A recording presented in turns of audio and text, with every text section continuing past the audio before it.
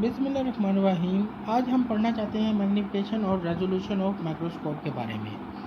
Magnification और resolution दो properties हैं माइक्रोस्कोप की जो हमें ये एक्चुअल जो इमेज है उसको शार्प करके भी दिखाती है और बड़ा करके भी दिखाती है।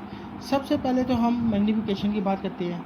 जो मैग्नीफिकेशन का जो लफ्ज़ है उससे ये बात डिफ़ाइन हो रही है कि ये एक्चुअल साइज़ को इंक्रीज़ करके हमें दिखाता है।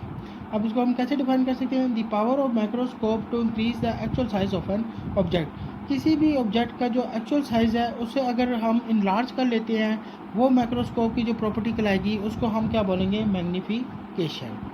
अब एक माइक्रोस्कोप की मैग्नीफिकेशन को कैलकुलेट कैसे किया जा सकता है? इससे को कैलकुलेट करने से पहले हमें दो चीज़ों का पता होना चाहिए कि आई पीस क्या है और ऑब्जेक्टिव लेंस।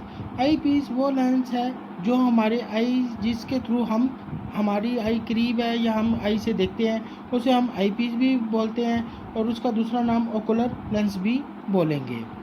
ऑब्जेक्टिव लेंस हमारा वो है जो ऑब्जेक्ट के करीब है, जो हमें ऑब्जेक्ट को दिखाने में हेल्प करता है, उसे हम ऑब्जेक्टिव लेंस कहेंगे। अब मैग्नीफिकेशन पावर जो है वो आई पीस या ओकुलर लेंस और ऑब्जेक्टिव लेंस पे डिपेंड करती है कि ये कितने पावरफुल हैं। और इसकी वैल्यूज़ हम डिफरेंट इस्तेमाल कर सकते हैं।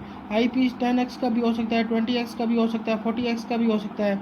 ऑब्जेक्टिव लेंस हमारे पास 40x भी हो सकता है, 100x भी हो सकता है, 10x भी हो सकता है। तो ये हमारे ऊपर डिपेंड करता है। अब हमें इधर एक एग्जांपल हम लेते हैं। मैंने इधर आई पीस की जो एग्जांपल लिया वो इस्तेमाल कर रहा हूँ आई पीस 10x का, और ऑब्जेक्टिव लेंस जो इस्तेमाल कर रहा हूँ वो 40x का। तो अब जो भी ऑब्जेक्ट है इधर जो प्लेस किया हुआ है वो देखते हैं हमें कितने टाइम एक्चुअल साइज से वो हमें बड़ा नज़र आएगा। अब 10 को मैं इसकी जो हम कैलकुलेशन का जो फार्मूला है वो क्या है? Magnification power of eyepiece multiply by magnification power of objective lens. इधर जो magnification power of eyepiece है वो 10x है। 10x को हम मल्टीप्लाई करेंगे ऑब्जेक्टिव लेंस की पावर से, वो 40x है, 40x से मल्टीप्लाई करेंगे तो मेरे पास टोटल मैग्नीफिकेशन पावर जो आएगी माइक्रोस्कोप की वो आ जाएगी 400x। तो इसका मतलब ये हुआ जो मैंने ऑब्जेक्ट या स्पेसिमन इस माइक्रोस्कोप के ज़रिए देखा है वो मुझे 400 टाइम्स इन लार्ज नज़र आया as to their actual size. अब हम बात करते हैं रेजोल्यूशन की कि रेजोल्यूशन से क्या मुराद है। रेजोल्यूशन से मुराद ये है कि दो जो ऑब्जेक्ट्स अगर क्लोजली प्लेस है और उनका शार्प इमेज आए तो उसे हम क्या बोलते हैं? वो डिफ्रेंशिएट हो रहे हों और सेपरेट हो रहे हों तो इस प्रॉपर्टी को हम क्या कहते हैं? रेजोल्यूशन। रेजोल्यूशन को हम डिफाइन कैसे कर सकते हैं? The ability to distinguish between two closely place object is called resolution. अब ये जो रेजोल्यूशन है इसमें बेसिकली क्या होता है? जब हम दो ऑब्जेक्ट्स को हमने क्लोजली प्लेस कर लिया है और ये दोनों के दरम्यान में अगर हमें सेपरेशन नज़र आती है तो इसका मतलब है ये इस माइक्रोस्कोप की रेजोल्यूशन कहलाएगी। लेकिन अगर हमने दो ऑब्जेक्ट्स को इकट्ठा प्लेस किया है और अगर हमें वो दो ऑब्जेक्ट सिंगल ऑब्जेक्ट के तौर पे नज़र आ रहे हैं तो ये उस माइक्रोस्कोप की ये रेजोल्यूशन पावर यहाँ पे ख़त्म हो जाएगी। तो अब हम देखते हैं कि रेजोल्यूशन पावर आई की कितनी है, लाइट माइक्रोस्कोप की कितनी है और इलेक्ट्रॉन माइक्रोस्कोप की कितनी है। अगर हम ह्यूमन आई की बात करें तो हमारी ह्यूमन आई जो है दो ऑब्जेक्ट्स को जो डिफ्रेंशिएट कर पाती है वो तकरीबन 0.1 मिलीमीटर अपार्ट तक का जो डिस्टेंस है उसको हम दो ऑब्जेक्ट्स के दरमियान डिफ्रेंशिएट कर सकते हैं या ये हमें सेपरेट करके दिखा सकती है। जबकि जो लाइट माइक्रोस्कोप है वो 0.2 माइक्रोमीटर तक, और सबसे ज़्यादा जो रेजोल्यूशन है वो किसकी है? 0.2 नैनोमीटर। इलेक्ट्रॉन जो हमें 10⁻⁻⁹ इतने क्लोजेस्ट अगर ऑब्जेक्ट आपस में करीब पड़े हुए हैं, इतने क्लोजेस्ट ऑब्जेक्ट्स अगर आपस में करीब पड़े हुए भी हैं, इनके दरमियान भी ये सेपरेशन हमें करके दिखाएगी। तो इस सबसे ज़्यादा हमारे पास रेजोल्यूशन पावर किसकी है? इलेक्ट्रॉन माइक्रोस्कोप की।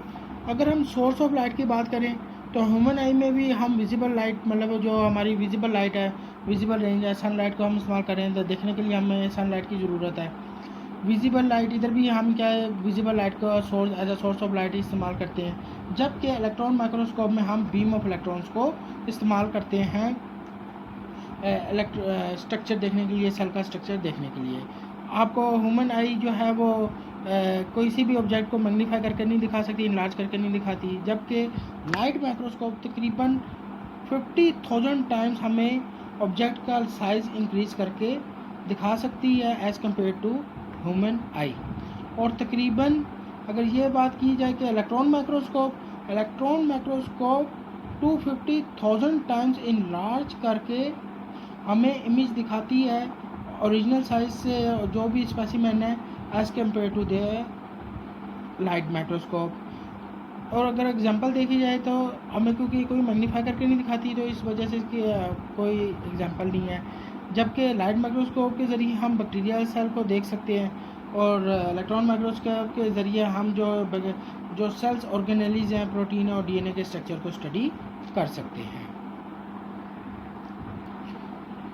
सॉरी, जो मैग्नीफिकेशन पावर है लाइट माइक्रोस्कोप की वो 1500x है, मतलब ये 1500 टाइम्स जो है वो इनलार्ज करके दिखाएगी as compare to the human I.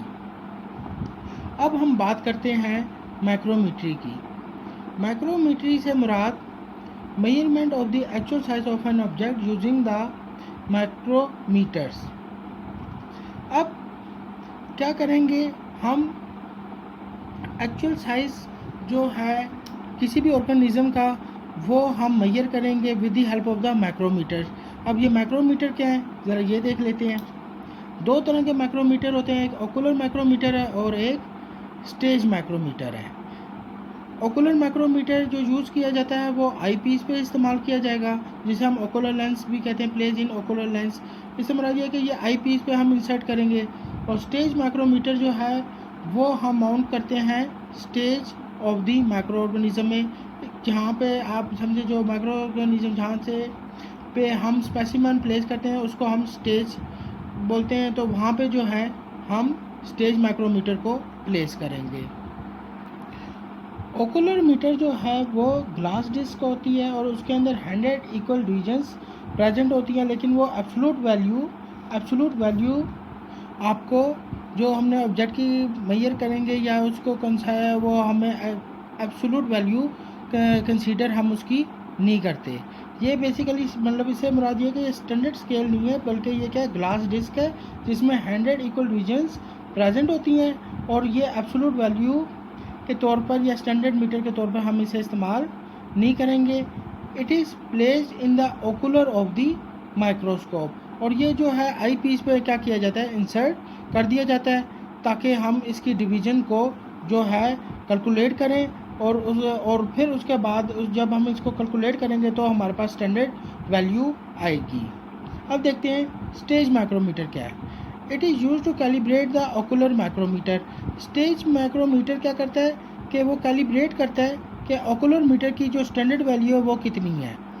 It looks like a microscopic slide but has a standard scale on it. ये आपको स्लाइड की तरह लगेगा, एक स्लाइड की तरह बना हुआ होता है, लेकिन उसके अंदर जो है वो माइक्रोमीटर जो आपके पास स्टेज माइक्रोमीटर है वो इंसर्ट होता है और उसको हम यूज़ करते हैं एज अ स्टैंडर्ड स्केल के तौर पे। The smallest division on stage micrometer, the जो स्टेज माइक्रोमीटर की जो स्मॉलेस्ट डिवीजन होती है वो 0.01 मिलीमीटर होती है। और आपने ये बात याद रखिएगा कि 0.01 millimetre is equal to 10 micrometre. और अगर हम इसको जब हम स्टेज माइक्रोमीटर को हम देखते हैं माइक्रोस्कोप के अंदर, जो it is just like a tiny ruler. जब ये हमें माइक्रोस्कोप के अंदर हमें नज़र आएगा तो वो हमें एक टाइनी रूलर की तरह, एक फुटे की तरह हमें नज़र आता है। अब हम देखते हैं कि हम इसका प्रोसीजर कैसे, कि हम ये इसकी मेजरमेंट कैसे करते हैं, कि हम स्पेसिमेन का साइज़ कैसे मेजर कर सकते हैं। आपने ये बात याद रखनी है कि जो ओकुलर मीटर है बेसिकली वो उसमें 100 डिवीजन्स तो मौजूद हैं, लेकिन वो उसको हम अभी एब्सोलूट वैल्यू के तौर पे नहीं यूज़ करते। इससे मुराद ये है कि हम इस ओकुलर मीटर को स्टेज मीटर से की मदद से कैलिब्रेट करेंगे, फिर हमारे पास जो वैल्यू आएगी वो जो वैल्यू आएगी ओकुलर मीटर की वो हम यूज़ करेंगे एज अ स्टैंडर्ड के तौर पर। और वो कैसे हम यूज़ करेंगे वो आगे अब आपको पता चल जाएगा कि इसके प्रोसीजर में आपको पता चल जाएगा। Place ocular micrometer on the ocular lens. अब बेटा ओकुलर माइक्रोमीटर से मुराद आपका आई पीस है। आई पीस में हम ओकुलर मीटर को क्या करते हैं, सेट कर देते हैं। We place stage micrometer on the stage of the micrometer. अब क्या होगा, we place stage micrometer, stage micrometer को हम स्टेज ऑफ द माइक्रोस्कोप में क्या करेंगे, प्लेस कर देंगे। जब हमने स्टेज पर जो है स्टेज माइक्रोमीटर को प्लेस कर दिया under the lower magnification power of the microscope में, तो फिर हम इसको क्या करेंगे, जो स्टेज माइक्रोमीटर और ओकुलर माइक्रोमीटर को हम ऐसे एडजस्ट करेंगे कि उनकी डिवीजन्स आपस में क्या करें, कोइंसाइड करें। कोइंसाइड से ये कि वो आपस में बिल्कुल मैच हो जाएं। फिर जब वो मैच हो जाएंगे फिर उनकी हम डिवीजन्स का जो नंबर ऑफ डिवीजन्स हैं उनको काउंट करेंगे। अब हम इसकी एग्जांपल लेते हैं। फॉर एग्जांपल इसकी कैलकुलेशन के लिए सपोज हमारे पास 40 डिवीजन्स आ रही हैं ओकुलर माइक्रोमीटर की, जो इक्वल है 30 divisions of the stage micrometer के। मतलब 40 डिवीजन्स ओकुलर माइक्रोमीटर, ये अगर मैं आपको बताऊं, ये देखें ये आई पीस है। आई पीस में जो हमारे पास ये राउंड शेप का जो ग्लास डिस्क नज़र आती है, इधर 100 डिवीजन्स क्या होती हैं, मौजूद होती हैं। एक मीटर फिट किया गया होता है जिसे ओकुलर माइक्रोमीटर कहते हैं। ये ओकुलर माइक्रोमीटर जो है हम आई पीस में इंसर्ट कर देते हैं। इधर आपको पता है कि ये ऑब्जेक्टिव लेंस मौजूद है। फिर इसके बाद यहाँ पे ये स्टेज है जहाँ पे हम स्लाइड्स वगैरह को फिट करते हैं। अब यहाँ पे जो स्टेज है, इस स्टेज पे हमने क्या किया, ये आपको जो एक स्लाइड की तरह लग रही है, माइक्रोस्कोपिक स्लाइड लग रही है, लेकिन ये बेसिकली क्या है, स्टेज माइक्रोमीटर है। और इस स्टेज माइक्रोमीटर पे आपको ये नज़र आ रहा होगा कि इस तरह के टाइनी रूलर की तरह हमें जो है ऑब्जेक्टिव लेंस में नज़र आता है। जब हम देखते हैं कि एक जो है टाइनी रूलर फिट किया गया होता है जिसे हम स्टैंडर्ड स्केल कहते हैं, वो इधर फिट किया होता है। अब यहाँ से जब हम देखेंगे आई पीस पे क्या मौजूद है, ओकुलर लेंस, और यहाँ पे हमारे पास स्टेज माइक्रोमीटर मौजूद है। इन दोनों की डिवीजन्स को आपस में हम क्या करते हैं, कोइंसाइड करते हैं कि दोनों आपस में एक दूसरे से मैच करें। जब ये दोनों एक दूसरे से मैच कर जाती हैं फिर हम उनके नंबर ऑफ डिवीजन्स को काउंट कर लेते हैं। फॉर एग्जांपल अगर मेरे पास 40 डिवीजन्स आ रही हैं ओकुलर माइक्रोमीटर की, तो वो इक्वल होती हैं 30 डिवीजन्स ऑफ स्टेज माइक्रोमीटर के बराबर। अब देखते हैं कि हमने ये कैलकुलेट किया था कि जो हमारे पास स्टैंडर्ड रूलर है, स्टैंडर्ड रूलर हमारे पास कौन सा, स्टेज माइक्रोमीटर, तो उसकी एक डिवीजन किसके बराबर होती है, 10 माइक्रोमीटर के बराबर। यहाँ पे हमने देखा कि 30 डिवीजन्स ऑफ ओकुलर लेंस जो 30 डिवीजन्स ऑफ स्टेज माइक्रोमीटर जो है वो किसके बराबर हो जाएगा, 10 मल्टीप्लाई बाय 30, जिसको हम क्या कहेंगे 300 माइक्रोमीटर के बराबर। तो अब सवाल आ जाता है कि ओकुलर मीटर की एक डिवीज़न किसके बराबर आ जाएगी। तो वन डिवीज़न जो है ओकुलर लेंस की वो कैसे हम कैलकुलेट करेंगे, 300 डिवाइडेड बाय 40। तो हमारे पास जो आंसर आएगा वो आ जाएगा 7.5 माइक्रोमीटर के बराबर। 7.5 माइक्रोमीटर के बराबर हमारे पास एक डिवीज़न आ जाएगी ओकुलर माइक्रोमीटर की, जो किसके बराबर है। अब हम इस वैल्यू को हम यूज़ करेंगे as a standard value of ocular division की, और ये कि ओकुलर डिवीज़न किसके बराबर होगी, 1 डिवीज़न ऑफ ओकुलर मीटर।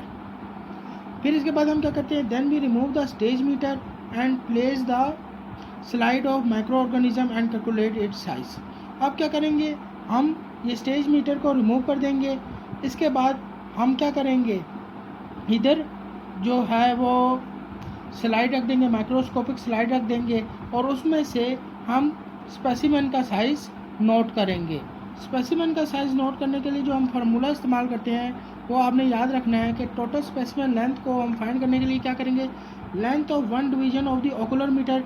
अब मेरे पास जो length of the 1 ocular meter की जो लेंथ आ रही है वो आ रही है 7.5 माइक्रोमीटर, और इसको मैं मल्टीप्लाई करूँगा number division counted as a length of the specimen. जो मेरे पास इधर ओकुलर लेंस जो मौजूद है इसके ज़रिए मैंने जो माइक्रोस्कोपिक स्लाइड में से मुझे जितने भी इधर से, अगर मैं कहता हूँ कि जो माइक्रोस्कोपिक स्लाइड है ये, और मुझे जो ओकुलर लेंस है इस डिवीजन से मुझे ये मेरे पास कोई माइक्रो ऑर्गेनिज्म है, और इधर से मैंने इसकी लेंथ यहाँ से यहाँ तक जब नोट करी तो मेरे पास 5 जो है ओकुलर डिवीजन्स आ गई। तो मैं क्या करूँगा कि मेरे पास जो स्टैंडर्ड वैल्यू थी ocular division, 1 division of the ocular micrometer वो 7.5 है, उसको मैं मल्टीप्लाई कर दूंगा किसके साथ, number of the division counted as a length of specimen, जो मैं कह रहा हूँ जो मैंने काउंट किया कितनी 1 2 3 4 5, मैं 5 के साथ इसको मल्टीप्लाई करूँगा तो मेरे पास टोटल स्पेसिमेन लेंथ आ जाएगी। तो इस तरह हम ये प्रोसेस करते हैं कि हम माइक्रोस्कोप के ज़रिए एक ऑर्गेनिज़म का साइज़ कैलकुलेट करते हैं। तो आज हमने माइक्रोस्कोप की प्रॉपर्टीज़ के बारे में पढ़ा, जिसमें से मैग्नीफिकेशन, रेजोल्यूशन और माइक्रोमेट्री थी। तो इंशाल्लाह अगले लेक्चर में हम सेल ऑर्गेनेल्स के बारे में पढ़ेंगे।